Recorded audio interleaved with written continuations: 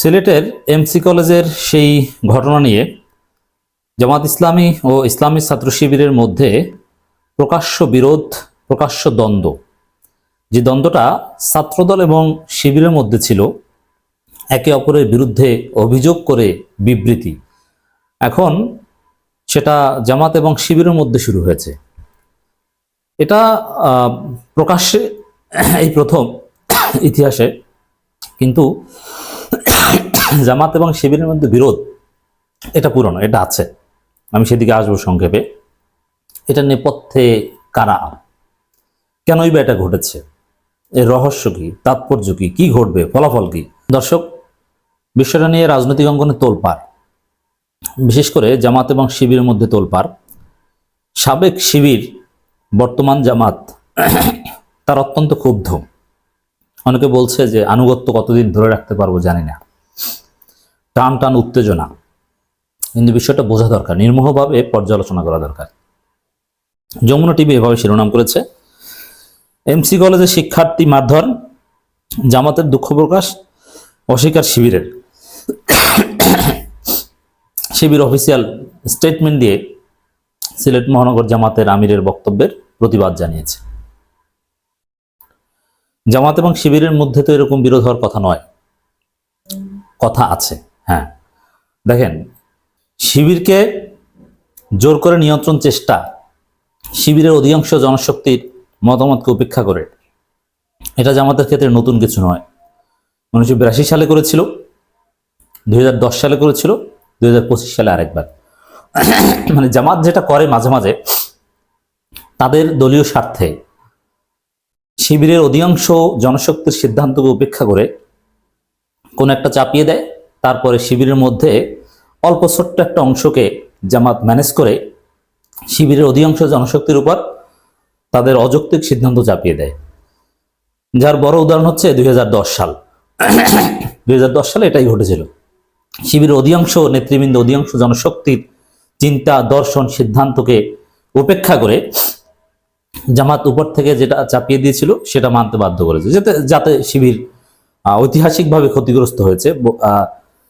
তারা যে মেধাবীদের সংগঠন, এই তকমাটাই গত 15 বছরে প্রায় হারিয়ে গিয়েছিল। আবার মেকআপ করে মোটামুটি উঠেছিল, আবার একটা ধাক্কা খেলো।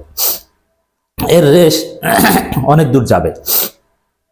এর ভালো দিক খারাপ দিক অনেক কিছু আছে, সেদিকে আসবো আলাদা আলোচনায়। তো দর্শক দেখেন, শিবিরকে নিয়ন্ত্রণ চেষ্টা, শিবিরের কেন্দ্রীয় কার্যকরী পরিষদে 2 জন জামাত নেতা সবসময় থাকতো। শিবিরের কমিটিতে 2 জন জামাত নেতা থাকতো, মানে সাবেক শিবির। এটা হচ্ছে জামাতের পক্ষ থেকে শিবিরকে নিয়ন্ত্রণ করার একটা অপচেষ্টা। অবশেষে 2025 সেশনে এসে শিবিরের কমিটিতে কোনো জামাত নেতা নেই, সাবেক শিবির নেই। এটা শিবিরের একটা যুগান্তকারী সংস্কার। তো এখন এ ধরনের দ্বন্দ্ব সংঘাত আরো বেশি বাড়বে, যেহেতু জামাতের নিয়ন্ত্রণটা এমনিতেই কমে গিয়েছে। শিবির এখন আরো কিছু স্বাধীনতা এক্সারসাইজ করছে। সরাসরি শিবিরের মিটিং এসে জামাতের লোকজন প্রতিনিধিত্ব করবে, এই সুযোগটা কিন্তু আর পাচ্ছে না। দর্শক, এই কনটেক্সটটা মনে রাখতে হবে। সিলেটে জামাত এবং শিবিরের মধ্যে দ্বন্দ্ব, এটা সিলেটে সীমাবদ্ধ নেই, এটা এখন জাতীয়ভাবে হয়ে গেছে। এটা বুঝতে আপনাকে এই কনটেক্সট ধারণ করতে হবে যে জামাত তাদের সিদ্ধান্ত শিবিরের উপর চাপিয়ে দেওয়ার এরকম অপচেষ্টা এবং এজন্য নানান অপকৌশল অতীতও করেছে। এখন এই রাস্তাটা অনেকটা বন্ধ হয়ে গিয়েছে, যেহেতু জামাতের প্রতিনিধি শিবির কমিটি কিংবা কার্যকরী পরিষদে নেই। এরপর আসেন, দেখেন, শিবিরের মতো একটা স্মার্ট সংগঠন এটা জামাতের লেজুর ভিত্তি করবে, এটা আমি অতীতেও বিরোধিতা করেছি, এখনো করি। এটা যৌক্তিক নয়। শিবির স্বাধীনভাবেই চলবে। হ্যাঁ, একামতি দিনের যে মৌলিক দৃষ্টিভঙ্গি, এটা শিবিরের মধ্যে থাকবে, এটা আছে। এবং দেখেন, শিবির যে যোগ্য এবং জামাত যে যোগ্য নয় তার প্রমাণ কি? শিবির যে ম্যান পাওয়ার প্রডিউস করে, তার 70 থেকে 80% জামাত ধারণ করতে পারে না, জামাত ধরে রাখতে পারে না। এর মানে শিবিরের 80% ছেলে জামাত করে না। এখানে বোঝা যায় যে শিবিরের মতো স্মার্ট সংগঠনের অভিভাবক হওয়ার যোগ্যতার অভাব জামাত ইসলামীর আছে। এই বাস্তবতা আপনাকে বুঝতে হবে। জামাত যদি শিবিরের মতো যোগ্য হতো, তাহলে শিবিরের যারা পেশাজীবী হলো জামাত সব সেক্টরের লোকজনকে রোকন বানায় বিভিন্ন ক্যাটাগরিতে, তারা রোকন হতো, সংগঠনের সাথে থাকতো, কিন্তু ধরে রাখতে পারছে না। Very significant point. এবার আসেন, সিলেটে যেটা ঘটেছে এর নেপথ্যের কারণটা কি, আমরা একটু খবরটা একটু দেখি দর্শক। সিলেটের এমসি কলেজে ছাত্রাবাসে তালামিজ ইসলামিয়ার এক কর্মীকে মারধরের ঘটনায় ছাত্র শিবিরের এক কর্মী জড়িত বলে জানিয়েছে মহানগর জামাত ইসলামী। রোববার 23 ফেব্রুয়ারি সন্ধ্যায় সিলেট মহানগর সোবানীঘাট এলাকায় একটি বেসরকারি হাসপাতালের বোর্ডরুমে তালামিজ ইসলামিয়া ও জামাত ইসলামের মধ্যে বৈঠক হয়। বৈঠক শেষে তথ্য জানিয়েছে মহানগর জামাতের আমির মোহাম্মদ ফখরুল ইসলাম। এখানে ফখরুল ইসলাম সাহেব আমিরে জামাতের ভাই, তিনি লিখিত বক্তব্য পাঠ করেছেন। অতএব স্পষ্ট যে আমিরে জামাতের নির্দেশেই শিবিরকে দায়ী করেছেন সিলেট মহানগর জামাত ইসলামের আমির, এবং সেটা ঠান্ডা মাথায় পরিকল্পিতভাবে। এখন এটাকে সত্যের উপর ভিত্তি করে দাঁড় করিয়েছেন না অসত্যের উপর? আমি মনে করি অসত্যের উপর, কারণ শিবিরে কি ওর সাথে জড়িত নয়। তাহলে কিভাবে কি ঘটলো? তালামিজের সাথে বা ওই আওয়ামী ডামি পীর, ফুলতলি এক ভণ্ড পীরের দরবার, তাদের সাথে জামাতের বৈঠক হয়েছে। সেই বৈঠকে তাদের দেওয়া শর্ত মতে যে না, ক্ষমা চাইতে হবে, দুঃখ প্রকাশ, এটা তাদের শর্ত। এখন যেহেতু ওই ফুলতলি পীর সাহেবের অভিভাবক আওয়ামী লীগ দেশে নাই, তো জামাত চিন্তা করেছে তাদের সাথে একটা, সিলেটে কিন্তু তার শক্তিশালী একটা সুসম্পর্ক রেখে কিছু ভোট টোট পাওয়া যায় কিনা, এই চিন্তা থেকে ওই ফুলতলি পীর সাহেবের শর্ত মেনে নিয়েছে, যাচাই বাছাই ছাড়া। এটাই হচ্ছে রহস্য। এর মানে জামাতের অতি রাজনীতি বা সস্তা কিছু ভোটের রাজনীতি আজকে শিবির মতো একটা স্মার্ট সংগঠনকে কলুষিত করেছে এবং বিতর্কিত করেছে। এতটাই বিতর্কিত করেছে, গত 6 মাসে ছাত্রদল শিবিরকে যতটুকু বিতর্কিত করতে পারেনি, তার চাইতে বেশি বিতর্কিত করেছে জামাত ইসলামের এই নতজন এবং সস্তা ভোটের রাজনীতি। আমি নিশ্চিত হয়ে বলছি, ডাক্তার শফিকুর রহমানের পরামর্শে এটা করা হয়েছে সস্তা ভোটের জন্য। এটা সিলেট জামাতকে অযথা গালি দিয়ে লাভ নেই। অতএব এ বিষয়ে শিবিরকে কঠিন অবস্থানে থাকতে হবে, ছাড় দেওয়া যাবে না। শিবির যেহেতু ভোটের রাজনীতি করে না, শিবির যদি 2010 সালের মতো জামাতের কাছে মাথা নত করে, 10 সালের পর যেরকম 15 বছরের জন্য শিবির ধ্বজভঙ্গ সংগঠনে পরিণত হয়েছিল, মেধাবীদের তকমা হারিয়েছিল, বাংলা কলেজের নেতৃবৃন্দ নেতৃত্ব দিয়েছিল, মেধাবীদের কোনো ছোঁয়া শিবিরে ছিল না, 15 বছর পর আবার ফিরে এসেছে, এরকম হয়ে যাবে। অতএব এবার শিবির জামাতের কাছে মাথা নত করা যাবে না।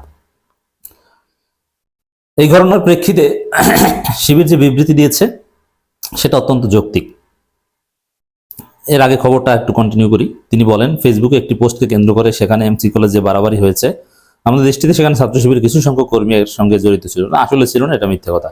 এটা এদের তালামিজের শর্ত অন্ধভাবে মেনে নিয়েছে জামাতেই, যেটা করেছে সেটা অন্যায়ভাবে করেছে, বিষয়টি দুঃখজনক। আমরা এই ঘটনার নিন্দা জানাচ্ছি এবং দুঃখ প্রকাশ করছি। এদিকে সিলেট মহানগর জামাতের আমির মোহাম্মদ ফখরুল ইসলামের বক্তব্যের প্রতিবাদ জানিয়ে সিলেট মহানগর শিবির বিবৃতি দিয়েছে। এই বিবৃতিটাও একটু আপনাদেরকে শোনাবো দর্শক। সিলেট এমসি কলেজের ঘটনায় সিলেট মহানগর জামাত ইসলামীর আমিরের বক্তব্যের প্রতিবাদ, এটা শিবির সেন্ট্রালি প্রচার করছে। এবং সেন্ট্রাল শিবির জামাত যেরকম আমিরে জামাতের পরামর্শে শিবিরকে দায় দিয়েছে, সিলেট মহানগর শিবির এরকম সেন্ট্রাল শিবিরের পরামর্শে বিবৃতি দিয়েছে। কারণ জামাত মনে করেছিল যে 2010 সালে শিবিরের 80-90% জনশক্তির উপরে একটা মত চাপিয়ে দিয়েছি, তারপর তো সবাইকে এক পর্যায়ে ম্যানেজ করেছি, এখনো মনে হয় এরকম পারা যাবে। এজন্য শিবিরকে জামাত মূল্যায়ন করে না, তাদের সস্তা ভোটের রাজনীতিকেই গুরুত্ব দিল। বাংলাদেশ ইসলামী ছাত্র শিবিরের কেন্দ্রীয় কার্যকরী পরিষদের সদস্য, সিলেট মহানগর সভাপতি শাহিন আহমেদ ও মহানগর সেক্রেটারি শহীদুল ইসলাম সাজু এক যৌথ বিবৃতিতে বলেন, সিলেটের এমসি কলেজের 19 ফেব্রুয়ারি দিবাগত রাতে শিক্ষার্থীদের পারস্পরিক দ্বন্দ্বে হাতাহাতির ঘটনায় কয়েকজন আহত হয়। এই ঘটনাকে কেন্দ্র করে কিছু স্থানীয় রাজনৈতিক মহল ফায়দা হাসিল করতে ছাত্র শিবিরের উপর দায় চাপিয়ে আসছে। আর সন্ধ্যায় ওই বিবৃতি যখন লিখেছে, সিলেট মহানগর জামাতের আমির ফখরুল ইসলামের প্রদত্ত একটি বক্তব্য আমাদের নজরে আসে, আমরা এই বক্তব্যের নিন্দা ও প্রতিবাদ জানাচ্ছি। এর মানে জামাতও তাহলে শিবিরের ভাষাটা এরকম কিয়াস করলে জামাতও তাদের স্থানীয় রাজনীতির ফায়দা হাসিলের জন্য শিবিরের উপর দায় চাপিয়েছে। এটাই সত্য কথা। শিক্ষার্থীদের পারস্পরিক দ্বন্দ্বকে সংঘবদ্ধ অপপ্রচারের মাধ্যমে ছাত্র শিবিরের উপর দায় দিয়ে দেওয়ার অবচেষ্টা ইতিমধ্যে দেশবাসী দৃষ্টিগোচর হয়েছে। সিলেট মহানগর জামাতের আমিরও অপপ্রচার দ্বারা বিভ্রান্ত হয়েছেন বলে আমরা মনে করছি। এর মানে সিলেট মহানগর আমির বিভ্রান্তের শিকার হয়েছেন। শিবির এই শব্দ উচ্চারণ করতে পেরেছে, ওই স্যালিউট শিবির।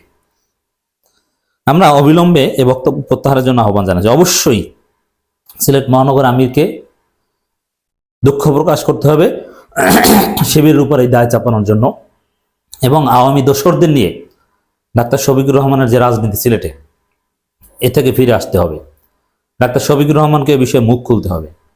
কোনো ফাজলামি চলবে না। সাবেক শিবির রাখলে সেটা ছাড় দিবে না, মনে রাখবেন। মধুর ক্যান্টিনে সংবাদ সম্মেলন করেও যে বিষয়টা শিবির ক্লারিফাই করলে আপনি খেয়ে দিলেন, সেটা অল্প কিছু ভোটের হিসাব নিকাশে এই রাজনীতি চলবে না। শুধু এটা না, আমাকে জামাতের অনেক নির্বাহী পরিষদ সদস্য ভালোবাসেন, অনেকে দেখতে পারেন না। কেননা ওই জামাতের মধ্যে জিহুজুর নীতি, কোরআন হাদিসের অপব্যাখ্যা করে আপনি এখন আনুগত্যের আয়াত হাদিস বলবেন, এইসব ভণ্ডামি চলবে না। কারণ বলবেন আনুগত্য, এগুলো সব অপব্যাখ্যা। স্পষ্ট করছি, হ্যাঁ আনুগত্য আছে, সংগঠনে আনুগত্য করতে হবে, এটা কোরআন হাদিসে না থাকলেও করতে হবে সাংগঠনিক শৃঙ্খলার জন্য। কিন্তু সিলেট মহানগরী জামাত যে কাজ করেছে তার বিরুদ্ধে জামাতের বর্তমান রকম সাবেক শিবির তারা যদি বিদ্রোহ করে, সেটা আনুগত্যের লঙ্ঘন নয়, সেটা কোনো পাপ নয়, বরং আপনি চুপ থাকলে আপনি অন্যায়কে সমর্থন করছেন। সবাইকে এই বিষয়ে ফেসবুকে লিখতে হবে, কথা বলতে হবে। শুধু এটা না, আমিরে জামাত কোনো কাজ করলে সেটার জবাবদিহিতাও তৈরি করতে হবে। কোনো নায়েবে আমির, কোনো অ্যাসিস্ট্যান্ট সেক্রেটারি কোনো উল্টোপাল্টা কাজ করলে তার জবাবদিহিতাও করতে হবে। আমরা সোশ্যাল মিডিয়া বিষয়ে কথা বলবো, জামাতকে জবাবদিহি করতে বাধ্য করব। অতএব সিলেটের যে ঘটনা, জামাত এবং শিবিরের মধ্যে যে বিরোধ, এটা শেষ দেখে ছাড়বো আমরা। জামাতকে হুঁশিয়ারি করে দিচ্ছি, শিবির ছাড়া আপনার কিছুই না, আপনার ধৈর্য। একজন রোকন দেখাতে পারবেন কেউ যে সাবেক শিবির না, নতুনভাবে একজন রোকন বানিয়েছি গত 5 বছরে? দেখান একজন। অতএব শিবির ছাড়া জামাত কিছু না। আর ভেবেছিলেন কি 2010 সালের মতো শিবিরকে জোর করে কবজা করবেন? সেই নেতৃত্ব জামাতে এখন আর নেই, আর শিবিরের কার্যকরী পরিষদে জামাতের লোকজন নেই, পারবেন না, সেই যুগ নেই।